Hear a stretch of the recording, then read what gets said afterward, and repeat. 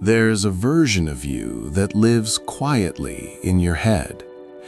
They wake up at 5 a.m. without hitting snooze. They never procrastinate. They always say the right thing. They make progress every single day.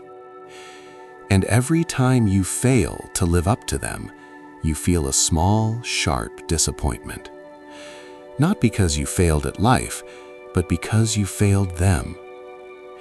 Most people think their problem is discipline, or motivation, or confidence, but those are just symptoms. The real problem? You are constantly competing with someone who doesn't exist. Tonight, we're going to let that version of you die, so the real you can finally start living. That perfect version of you, they've never been tired, they've never been confused, they've never been afraid. They exist in a frictionless world, a world where time is unlimited, energy is always high, and consequences don't exist. Of course, they perform better than you. They don't have to deal with traffic, or a bad night's sleep, or the crushing weight of bills. And yet, every morning, you measure your real, messy human life against this imaginary standard, and then you wonder why you feel behind. This isn't self-improvement. This is self-punishment disguised as ambition. It's like trying to win a race against a ghost. No matter how fast you run, the ghost doesn't have a body. It never gets tired. You can't win. You can only exhaust yourself trying. Your brain is a simulator. It's designed to imagine the future so it can avoid danger, but there's a glitch in the software. Your brain doesn't truly know the difference between a vivid imagination and a real memory. When you spend hours dreaming about your perfect self, the one with the six-pack, the dream business, and the perfect routine, your brain releases a small hit of dopamine. You feel good for a second. You feel like you've already arrived. But then you look at your actual life. You see the dirty laundry, the unfinished emails, the lack of progress. The dopamine drops, shame rises, and your nervous system goes into freeze mode. You're not unmotivated, you're demoralized by a fantasy. The gap between the dream you and the real you has become so wide that your brain thinks the climb is impossible, so it stops trying. Here's the trap we all fall into. We tell ourselves, I'll start when I can do this properly. We wait for the right mindset, the right plan, the right level of confidence. But here is the truth that the perfect version of you hides. Confidence is not the price of action, it is the result of it. By waiting for the perfect moment, you are actually feeding your fear. Waiting turns into guilt, guilt turns into self-judgment, and self-judgment turns into avoidance. Suddenly, doing nothing feels safer than doing something imperfectly. You'd rather stay at the starting line and imagine a perfect race than run a messy one and be seen struggling. Perfectionism isn't a badge of honor. It's fear that's learned how to sound intelligent. It says, if I can't do it right, I won't do it at all. If I'm not consistent, there's no point.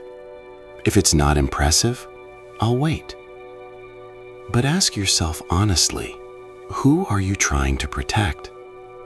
Perfectionism doesn't protect your work, it protects your ego. If you never finish the book, no one can tell you it's bad. If you never launch the business, you never have to face a no. If you stay in the planning phase, your ego remains safe. You get to keep telling yourself you have potential. But potential is just a polite word for not done yet.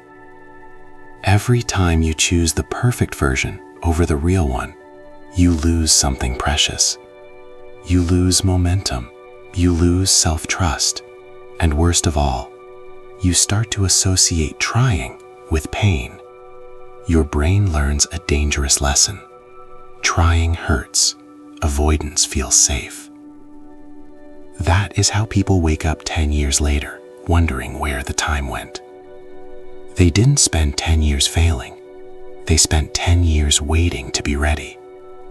They were so busy worshiping the perfect version that they neglected the real version, the only one capable of actually moving the needle. Here is the uncomfortable truth. The version of you that succeeds is not the one who does everything right. It's the one who stays in the room when things feel awkward, slow, and unfinished. Growth doesn't come from intensity, it comes from exposure.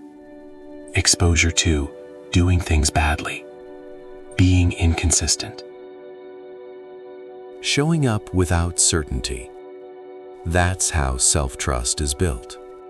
Not by imagining a better future, but by surviving an imperfect present. You don't need a better plan. You need a higher tolerance for being a beginner. Stop asking, how do I become my best self? That question is too heavy. It's a trap. Instead, ask, what is the smallest, ugliest action I can take today? Not an aesthetic action, not an optimized action, just a real one. Write one terrible paragraph. Do 5 minutes of messy exercise. Send the email with the typo. Because the real version of you, the one who is tired and distracted and a little bit scared, is the only version of you that can actually change your life. The perfect version never grows. They can't. They've already arrived in your imagination. You don't need to kill your ambition. You just need to stop using it as a weapon against yourself. Let the perfect version of you die. Grieve them if you have to. And then look at the person who is left. The one who showed up today. The one who is trying despite the wait. That version is enough. Stop competing with a ghost. Start walking with the person in the mirror.